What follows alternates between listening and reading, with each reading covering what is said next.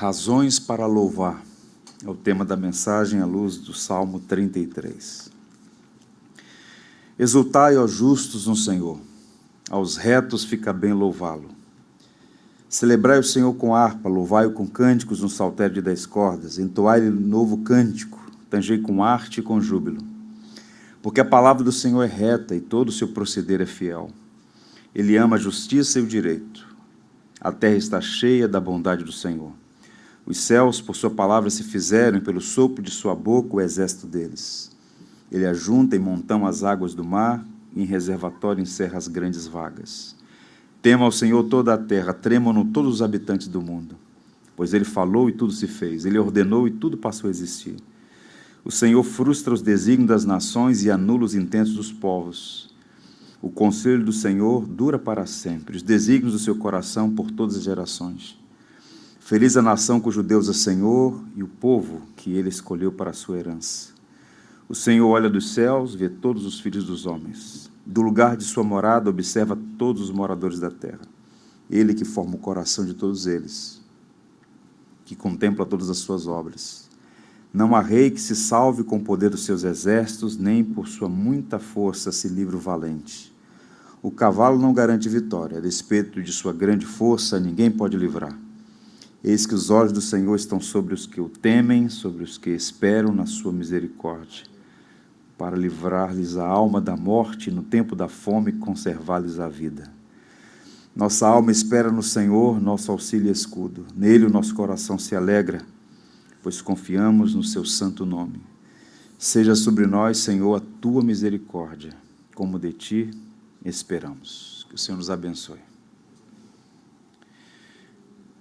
O Salmo 33 é um hino de louvor a Deus que tem uma estrutura muito especial, muito evidente na leitura atenciosa do texto.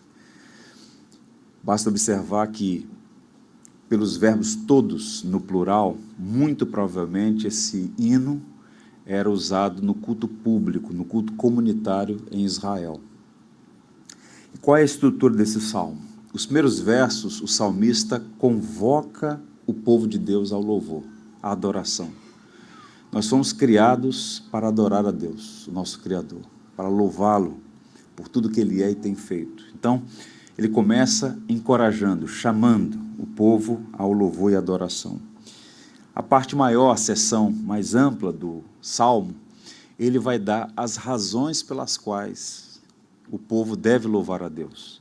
Não é um louvor cego, sem entendimento, um salto no escuro. Ele começa encorajando o louvor e diz as razões pelas quais devemos a Deus louvor. E na parte final do Salmo, 3 versos belíssimos, ele encerra com uma declaração de fé, fazendo também uma estrutura, uma tríade de esperança, de confiança, de misericórdia. Um texto também muito rico. Eu queria a atenção dos irmãos para pensar então sobre esse salmo que tem tanto a nos ensinar. Um convite ao louvor, razões para louvar e uma confiança resoluta no amor pactual do Senhor. Então, os 3 primeiros versos nós vamos chamar de convite ao louvor, chamado ao louvor. Vejam, exultai, celebrai, entoai-lhe novo cântico. Os verbos todos são convites ao louvor e adoração. O verbo exultar denota a ideia de louvor efusivo, cheio de alegria, júbilo por tudo que Deus fez em seu favor, no caso, em favor do povo, em nosso favor. O salmista declara que o louvor é apropriado aos justos. Ele, inclusive, diz assim, fica bem louvá-lo. É apropriado, é inadequado. Tendo em vista quem você é, como resultado do que Deus fez, fica bem, é adequado. Aos justos, fica bem louvá-lo. Justos e retos aqui são palavras sinônimas que indicam a comunidade do pacto. Justo e reto não significa perfeito, impecável. Essas expressões são usadas no Antigo Testamento para significar, referenciar, identificar o povo da aliança. Quem são os justos? Quem são os retos? Foram aqueles que foram inseridos na comunidade da graça, aqueles que foram inseridos na aliança. Aos salvos, aos justos, aos retos, fica bem louvá-lo. Nós que fomos alvos da maravilhosa graça de Deus. No verso 2, o salmista seleciona dois dos mais comuns instrumentos musicais em Israel para dizer que esse louvor, que envolve cântico, seja feito com arte, com beleza, com preparo. Ele diz assim: com harpa e saltério, repito, os dois principais e mais conhecidos instrumentos musicais em Israel. Então, o povo de Deus deve louvar ao Senhor com os dons que o Senhor mesmo nos deu. A habilidade, por exemplo, na história da humanidade, de produzir artifícios musicais, instrumentos musicais, vem de Deus e volta para Deus. E há muitos, variados instrumentos musicais. No contexto de Israel, à época, havia já alguns, dos quais os dois mais comuns eram a harpa e o saltério, de onde, inclusive, na tradição judaico-cristã, é usado para referenciar esse conjunto de 150 salmos, o saltério, ou seja, esse instrumento de louvor a Deus. Então, vejam. Agora, um destaque interessante aqui, quando li essa passagem, me chamou a atenção. Quando ele diz que Deus deve ser adorado com arte e júbilo. Se você observar aí no verso 3, entoai-lhe novo cântico, tangei-o com arte e com júbilo. Bem, arte aqui é a tradução de uma palavra que também pode ser traduzida por excelência. Em outras palavras, o povo de Deus é chamado a louvar com excelência. Não pode ser de qualquer maneira, não pode ser de qualquer jeito. Tem que envolver arte, primor, excelência. Essas coisas são apropriadas por conta do objeto da adoração. Se nós somos salvos pela maravilhosa graça, somos povo da aliança e respondemos a Deus por quem Ele é e pelo que Ele tem feito, o nosso louvor tem que ser com arte, com excelência, com primor, com dedicação, com zelo. O salmista traz à memória isso publicamente. É uma referência aqui ao culto público. Ao mesmo tempo, a excelência deve vir acompanhada de efusiva alegria. A piedade e a devoção se expressam em júbilo. Então vejam como isso é importante. Excelência, reverência, primor, zelo, a nobreza com as quais as coisas são feitas, e ao mesmo tempo, alegria, sinceridade, devoção. Porque uma coisa pode ser feita muito bem feita, mas não incluir devoção. Um músico perito, capaz, diligente, pode tocar divinamente bem, mas sem devoção. Outro pode cantar com devoção, mas sem perícia. Ele sugere o quê? Arte com júbilo, excelência e devoção. Duas coisas têm que estar presentes sempre em nossa vida, em todas as áreas, inclusive no culto público. Ele fala de cântico novo, essa é uma expressão que aparece 9 vezes nas Escrituras e que tem, em alguma medida, uma relação com a expectativa escatológica, a esperança de novos céus e nova terra. Essa expressão ocorre no Salmo 96, por exemplo, que é um salmo missionário, no Salmo 98, e aparece em Apocalipse 5, que é o cântico dos remidos. Então o povo é chamado a cantar um cântico novo, no sentido de que é uma expressão da fé daqueles que foram transformados, tiveram suas vidas renovadas, daí cântico novo, mas também aponta para algo futuro. Vale a pena ler, por exemplo, Apocalipse 5, versos 9 e 10. Entoavam um novo cântico. E qual era o conteúdo desse novo cântico? Ou qual será o conteúdo desse cântico dos remidos no grande dia? Digno és de tomar o livro e de abrir os selos, porque foste morto e com teu sangue compraste para Deus os que procedem de toda a tribo, língua, povo e nação, e para o nosso Deus os constituísse reino e sacerdotes e reinarão sobre a terra. Então, essa é a dimensão escatológica, digamos, do salmo, desse cântico novo. Então, eu diria que nós temos aqui um grande ensaio de algo que vai ser realizado de forma perfeita na eternidade, quando todos os remidos, todas as tribos, povos, línguas e nações estarão em pé diante do Cordeiro, adorando por sua obra. O cântico novo. Então o salmista fala sobre isso, sobre cantar de forma jubilosa um cântico novo ao Senhor. Então o louvor deve ser feito com perícia e com fervor, com alegria e excelência. Deus é Deus, Ele é digno de louvor, excelente, cheio de vida. Devemos a Ele um cântico novo. Que o Senhor nos guarde de louvá-lo de qualquer maneira.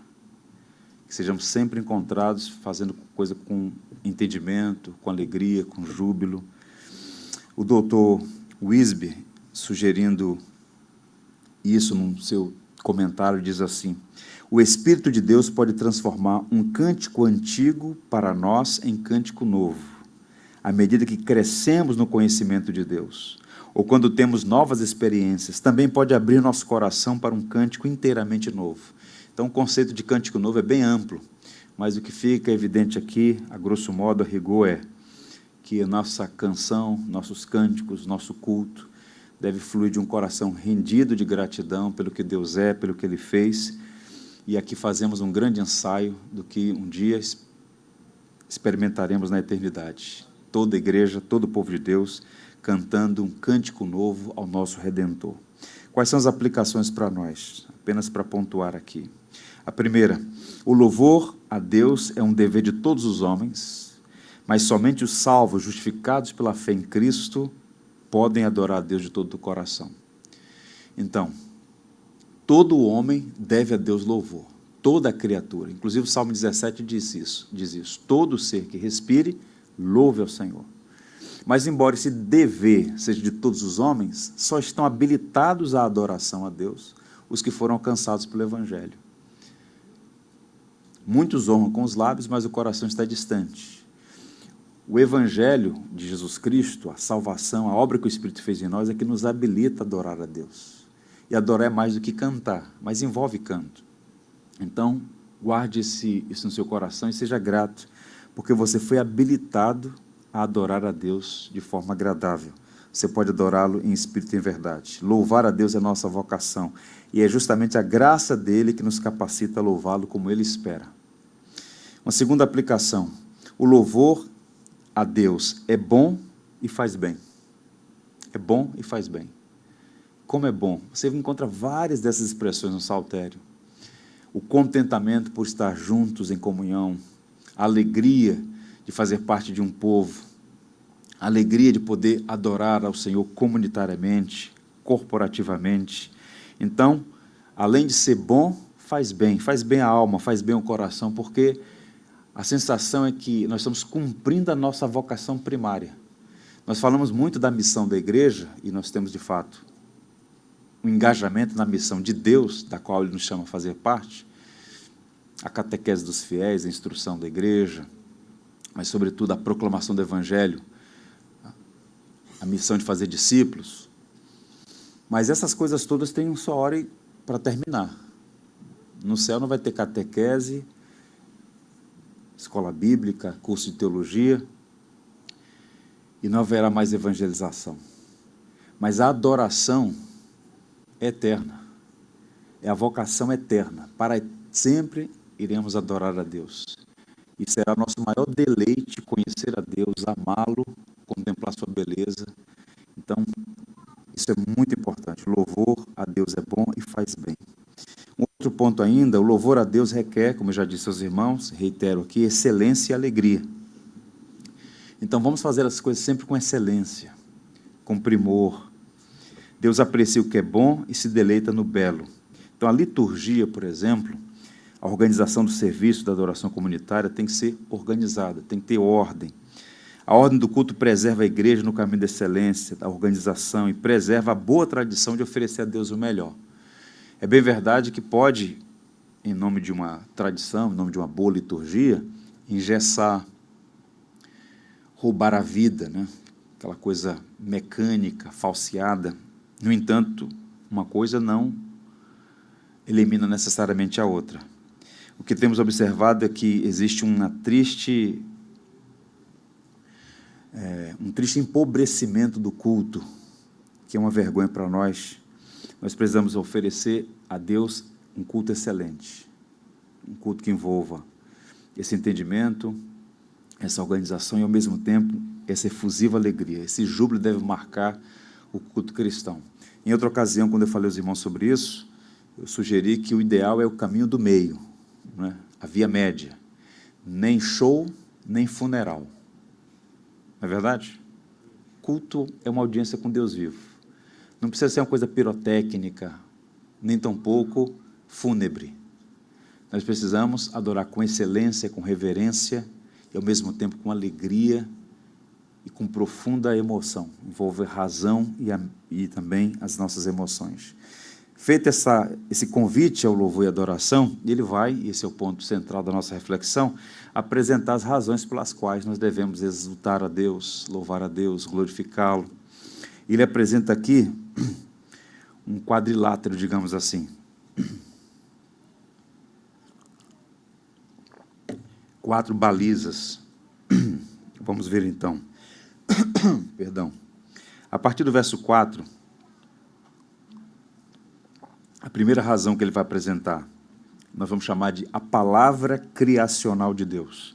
Por Deus ser o Criador, esse é o fundamento da adoração, ele requer de suas criaturas o reconhecimento, o louvor, a glória que lhes são devidas.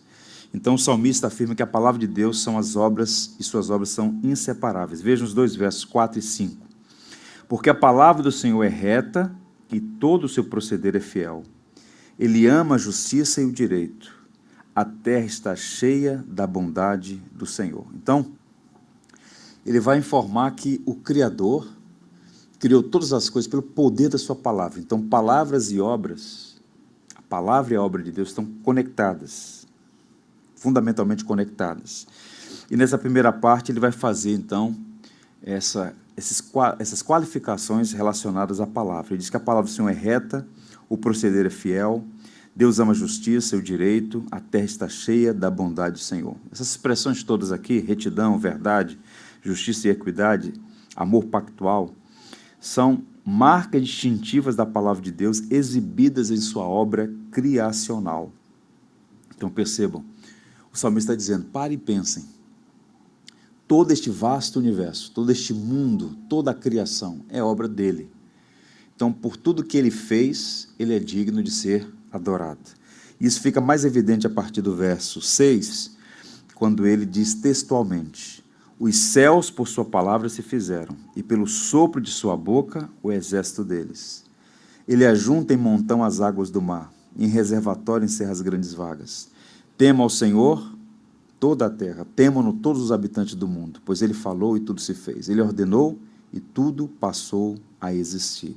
Então aqui a palavra é, o Senhor, o salmista conecta a palavra e a obra criacional ao afirmar que ele falou e tudo se fez. Ele ordenou e tudo passou a existir. Quando a gente vai para o livro de Gênesis, primeiro livro da Bíblia, no princípio criou Deus céus e a terra, o verbo criar ali é um verbo riquíssimo na língua hebraica, que aponta para o fato de que Deus criou a partir do nada. Só Deus é autoexistente. Os cientistas, embora uma parte deles não professe a fé, reconhece que o universo teve um start, teve um começo. Diferente do que muitos pensavam, o universo não é autoexistente, ele não é eterno, houve um começo. Então Deus é o princípio, não é? Tudo começou em Deus. E ele não criou a partir de uma matéria pré-existente, de uma matéria existente. Então, pelo poder da sua palavra, ele criou todas as coisas. Isso é, por si só, uma coisa impressionante e que mostra que Deus é sem igual. A Bíblia tem várias passagens que apontam para nós que Deus é digno de ser louvado por ser o Criador. E o salmista diz textualmente que os céus por sua palavra se fizeram e pelo sopro da sua boca o exército deles. Então, toda essa linguagem aqui aponta para essa obra criacional que é uma das razões pelas quais Deus deve ser adorado. E o que significa isso para nós aqui e agora? A aplicação. O poder de Deus e a beleza de sua criação inspiram louvor. O mundo criado é um convite à adoração do Senhor Deus, o Criador de todas as coisas. Então, nós cristãos, alcançados pelo Evangelho, nós precisamos dar testemunho ao mundo desse devido louvor a Deus por Ele ser o Criador. Exemplo, Isaías 40, 26, falando ao povo de Israel, disse assim, levantai ao alto os vossos olhos e vede. Levantem ao alto os vossos olhos e vejam. Quem criou todas essas coisas? Foi aquele que fez sair o exército delas, segundo o seu número, e ele as chama a todas pelos nomes, por ele ser grande em força e forte em poder, nenhuma faltará. Isaías falando do exército de estrelas, né? Que hoje é incontável. Os cientistas sabem que há tantas estrelas nos céus quanto o grão de areia nas praias do mar. É uma coisa impressionante. E Isaías está dizendo, quem criou todas elas? Foi o Senhor. E tem mais, ele conhece cada uma, deu nome a todas elas, ele as chama e elas respondem. Tamanha a grandeza e o poder de Deus. Então, esse convite a levantar ao alto os olhos e ver e reconhecer é um exercício. Nós vamos nos acostumando com as coisas como se elas fossem fruto do acaso. Então, ter sempre uma palavra de louvor, ter sempre uma palavra de adoração a Deus pela sua belíssima criação, é um dever nosso que deve ser feito com grande alegria. Alguém disse assim, se as estrelas aparecessem somente uma vez a cada século, as pessoas passariam a noite acordadas só para contemplá-las. Mas nós nos acostumamos tanto com as coisas que achamos que elas são comuns, mas não são. É uma coisa impressionante. Eu diria, as estrelas no céu, o canto dos pássaros, a beleza, por exemplo, de um tucano, a exuberância de uma árvore frondosa, o sol espelhado na lagoa no fim da tarde, as nuvens cobrindo as montanhas, tudo isso nos remete para alguém que é maior do que nós todos. Portanto, a beleza, a ordem, a harmonia, a sabedoria, tudo isso estão vistas, exibidas na criação e são motivos para louvar e agradecer a Deus. Há um autor, faleceu recentemente, uma das mentes mais prodigiosas dos últimos anos, um homem chamado Roger Scruton. Em um de seus livros, Porque a Beleza Importa, ele diz assim, em qualquer tempo entre 1750 e 1930, se pedisse a qualquer pessoa educada para descrever o objetivo da poesia, da arte, da música, elas teriam respondido, a beleza. E se você perguntasse o motivo disto, aprenderia que a beleza é um valor tão importante quanto a verdade e a bondade. Ele falando do fato de que há beleza neste mundo, e a beleza do mundo revela a beleza do Criador. O Deus invisível, para tornar-se visível, revestiu-se da criação. A criação é o teatro da sua glória.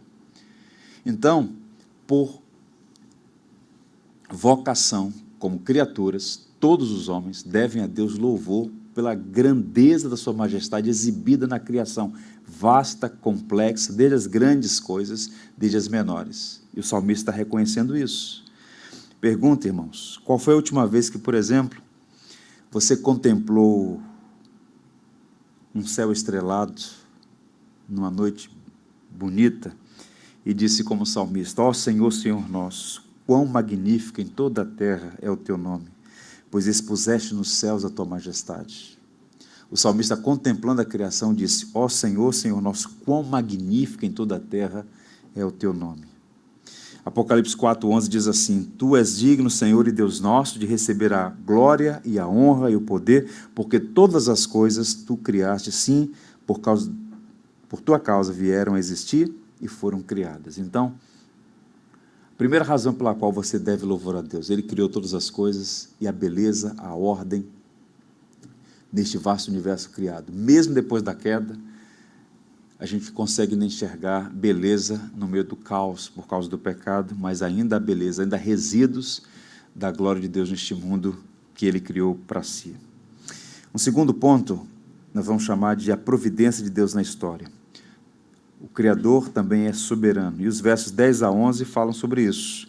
O Senhor frustra os desígnios das nações e anula os intentos dos povos.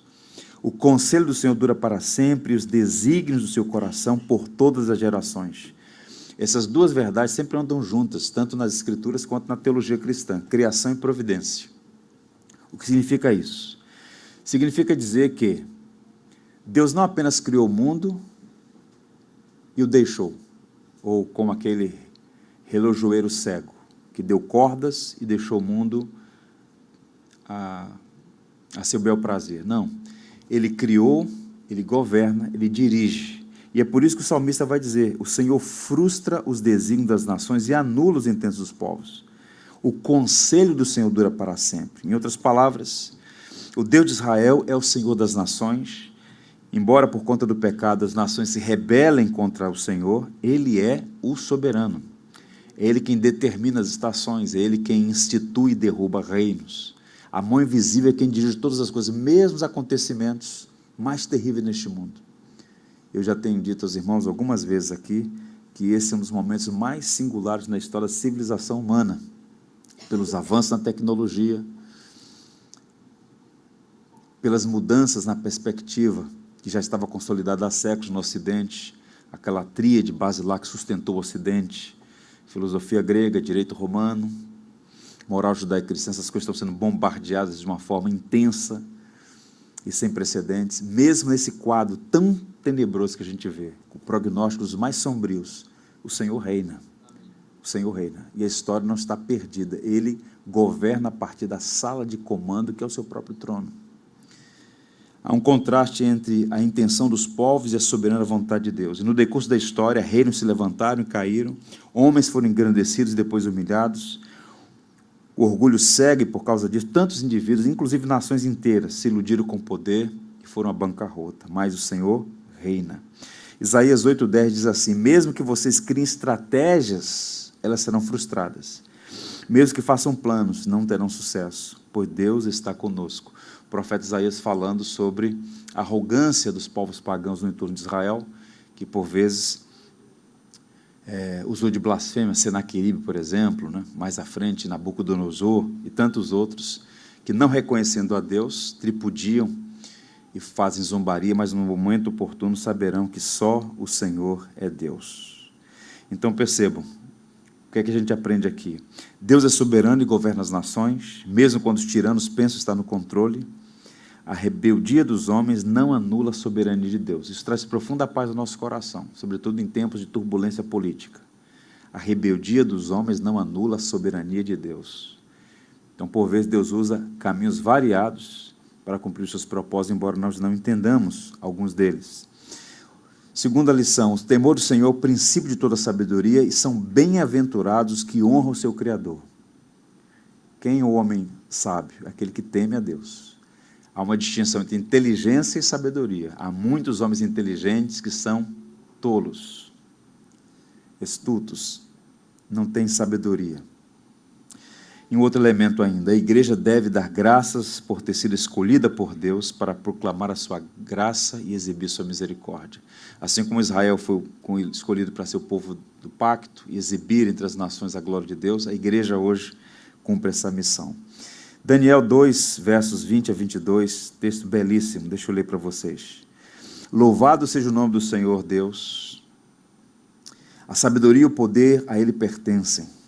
Ele muda as épocas e estações, destrona reis e os estabelece.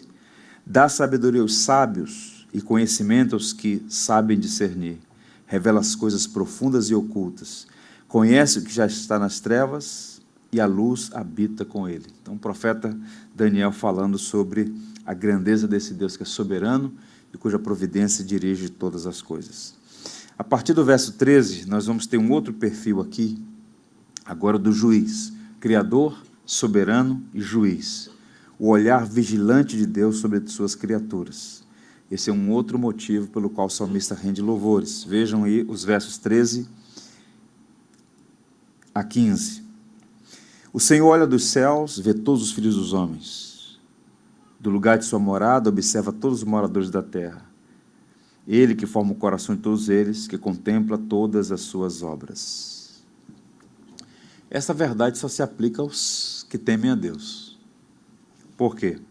Os ímpios, embora tenham uma centelha divina no coração, embora tenham, no fundo mais íntimo do seu ser, a consciência de que Deus é, eles suprimem isso, eles suplantam isso por causa da injustiça. Paulo aos Romanos fala claramente sobre essa atitude pérfida de suprimir a verdade pela mentira. Mas, embora façam esse movimento de supressão da verdade, eles lutam para ignorar a Deus, para colocar Deus de lado e viver como Deus não existisse. E neste mundo, no qual estamos todos inseridos, há muitas injustiças, mas nós devemos louvar a Deus porque o Senhor cuida de nós. Ele não apenas mantém cada um de seus filhos sob o seu cuidado, como também vê todos os homens. Essa é a figura que o salmista está evocando aqui. O olhar de Deus. Eu queria que você observasse a linguagem que ele usa. O Senhor olha dos céus.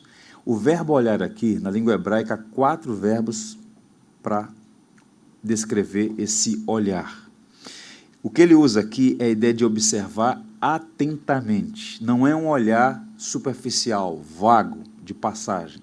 É um olhar que faz um escrutínio, que observa atentamente o que acontece. Tanto é que os profetas todos do Antigo Testamento, por vezes, usaram essa linguagem, que o Senhor viu.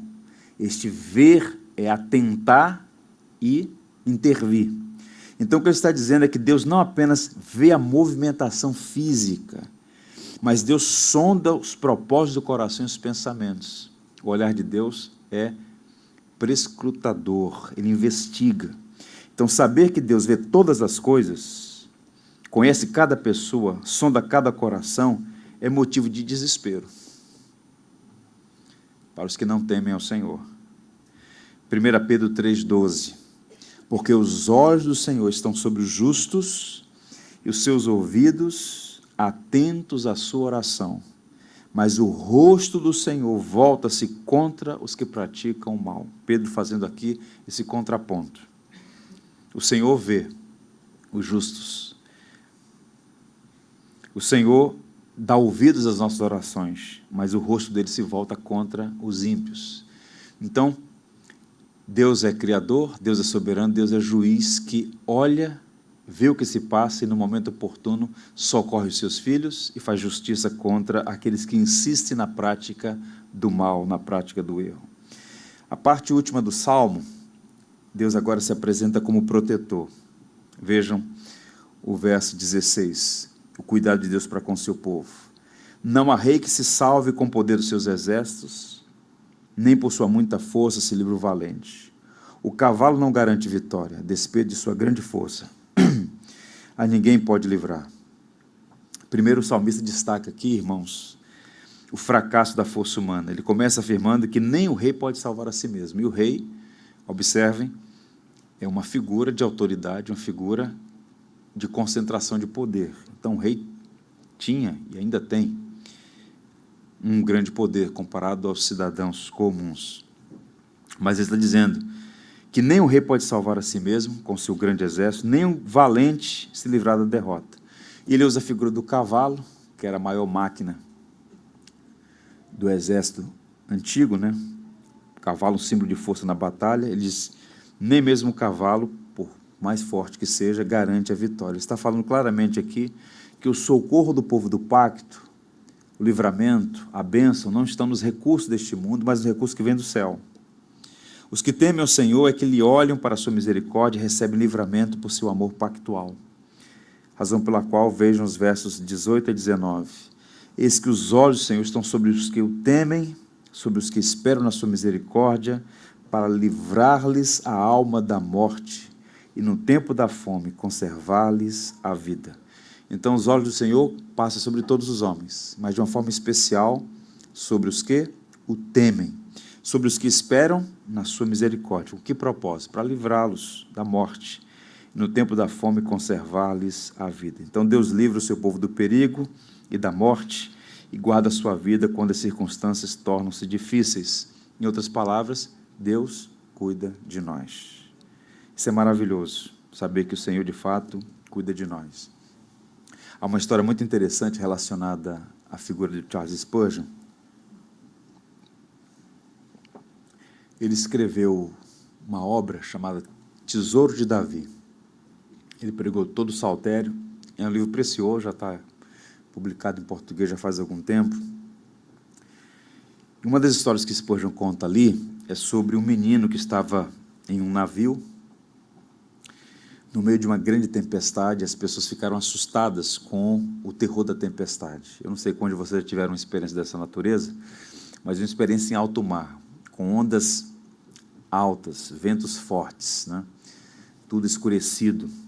É uma sensação de terror. Assim, o impacto da imagem, o impacto daquele cenário. E o garoto estava numa situação dessas, né? E as pessoas estavam preocupadas, o rosto tensionado. E, de repente, as pessoas olham e veem um menino tranquilo, um jovenzinho. E alguém ficou incomodado com a tranquilidade. É como no avião, quando começa a chacoalhar demais, né? Tem de tudo, né? Eu já vi cada coisa. E algumas pessoas ficam incomodadas com a paz da outra, né? Você pode ficar assim tão tranquilo, você não está vendo a situação? E perguntaram para o menino por que ele estava tão tranquilo. Ele deu uma resposta que nos remete ao que o salmista está dizendo aqui. Eu estou tranquilo porque o capitão do barco é o meu pai. O garoto, na sua inocência e total confiança no próprio pai, eu estou tranquilo porque o capitão é o meu pai. Então, é por isso que Paulo diz que a paz de Cristo excede todo entendimento. Porque as circunstâncias são difíceis, os ventos são fortes, a tempestade está aí. Mas por que essa paz pode reinar no coração? Porque nós sabemos quem é o Senhor. Então o salmista está dizendo que os olhos do Senhor são sobre os que o temem e naqueles que esperam a sua misericórdia, para fazer o quê? Livrá-los da morte, em tempos de fome, conservá-los a vida. Naqueles tempos eram muito comuns a escassez de alimento por algum motivo de força maior, guerra, tempos de seca. Então, assim, nos tempos mais difíceis, tempos de fome, eu sinto quem conserva a vida.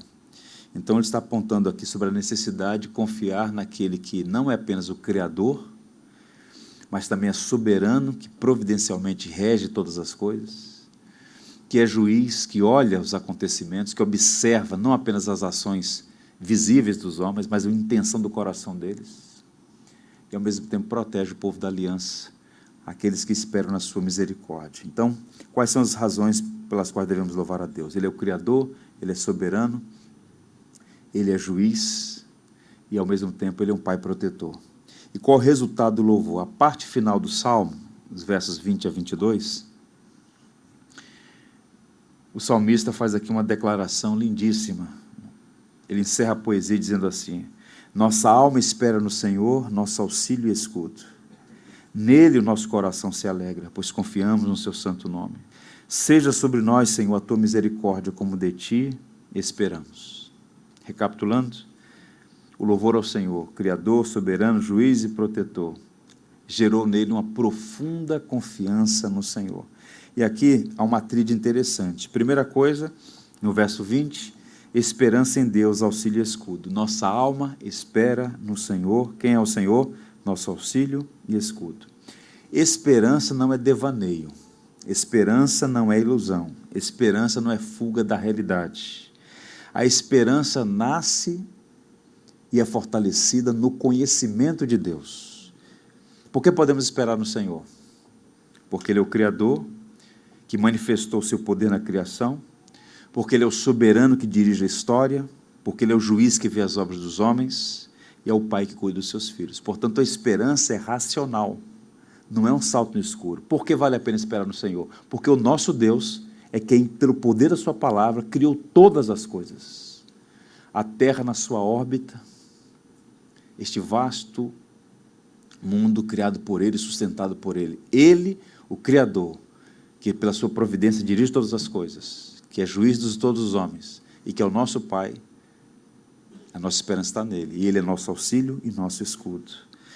E diz mais, no verso 21, alegria em Deus, porque é digno de confiança, nele o nosso coração se alegra, pois confiamos no seu santo nome.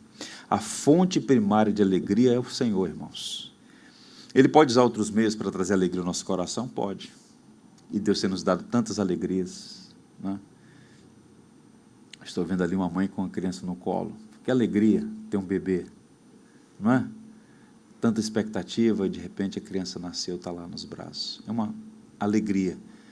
Então Deus é a fonte primária e usa meios para trazer alegria ao nosso coração. Mas o que o salmista está dizendo aqui é o seguinte, que a fonte primária, central da nossa alegria é o Senhor. Nele o nosso coração se alegra. Por quê? Quando a sua alegria estiver no Senhor, primariamente, ainda que as circunstâncias sejam difíceis, e ainda que algumas coisas sejam tiradas de você, você vai experimentar aquele paradoxo inexplicável a mentes humanas, quando Paulo disse: entristecidos, mas sempre alegres. Alegrai-vos no Senhor, outra vez digo, alegrai-vos. Nele o nosso coração se alegra, pois confiamos no seu santo nome. Nome de Deus no Antigo Testamento, a palavra nome, significa o caráter de Deus. Quando alguém diz eu confio no nome do Senhor, está falando que confia no caráter do Senhor, que já deu provas a Israel, que ele é digno de confiança. Então, nele o nosso coração se alegra, pois confiamos no Senhor. Por que podemos ter alegria em Deus? Porque ele é confiável. Ele é confiável. Existe, portanto, uma estreita relação entre conhecimento, confiança e alegria. Quanto mais você conhecer a Deus, mais confiança terá nele e maior será a sua alegria nele. E, por fim, ele termina dizendo: seja sobre nós, Senhor, a tua misericórdia, como de ti esperamos. Ele termina com um apelo. Não apenas por si, mas em favor do seu povo. Ele suplica por misericórdia.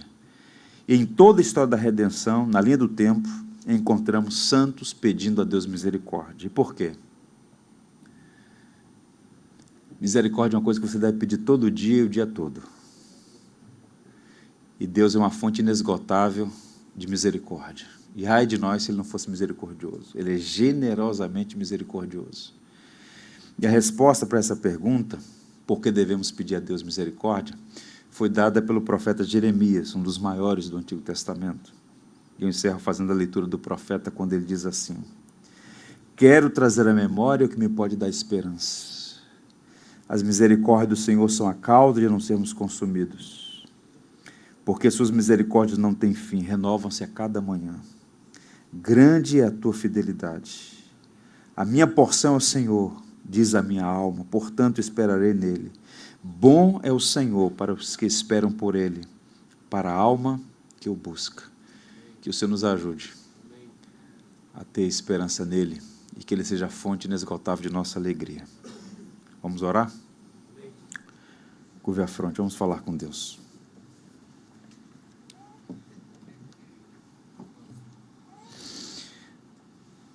Nosso Deus e Pai, o Senhor conhece a nossa vida, o Senhor sabe das nossas necessidades. E nesse momento nós suplicamos para que o Senhor nos dê um coração grato, porque nós todos temos muitos motivos para te louvar, há muitas razões. Te agradecemos por esse salmo tão rico que vem ao nosso encontro e nos encoraja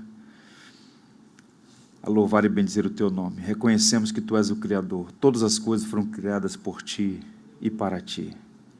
Te louvamos por morar numa cidade tão bonita, apesar dos pesares, dos sinais da queda, nós encontramos beleza nesse mundo.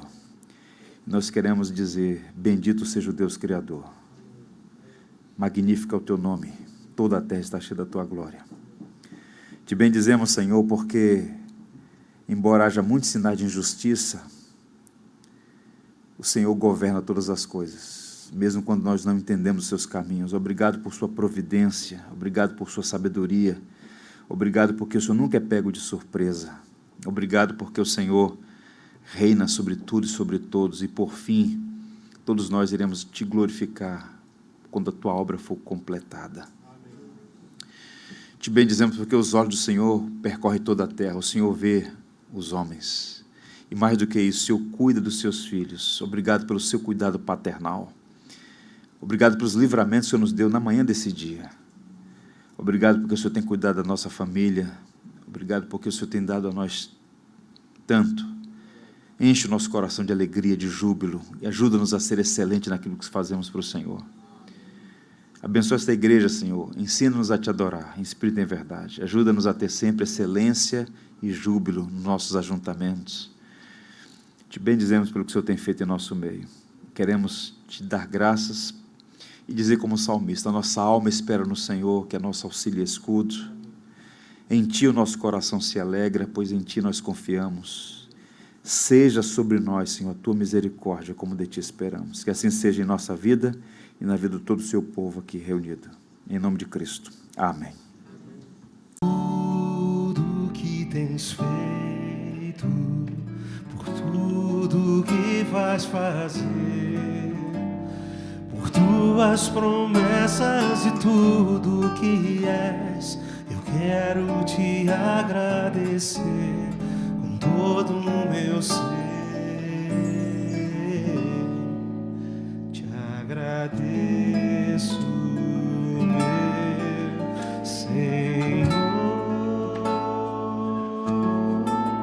Te agradeço, meu Senhor. Te agradeço por me libertar e salvar, por ter morrido em meu lugar. Te agradeço, Jesus, te agradeço. Eu te agradeço, te agradeço por tudo que tens feito, por tudo que vais fazer, por tuas promessas e tudo que és. Eu quero te agradecer com todo o meu ser. E aí? Te agradeço, meu Senhor. Te agradeço, meu Senhor.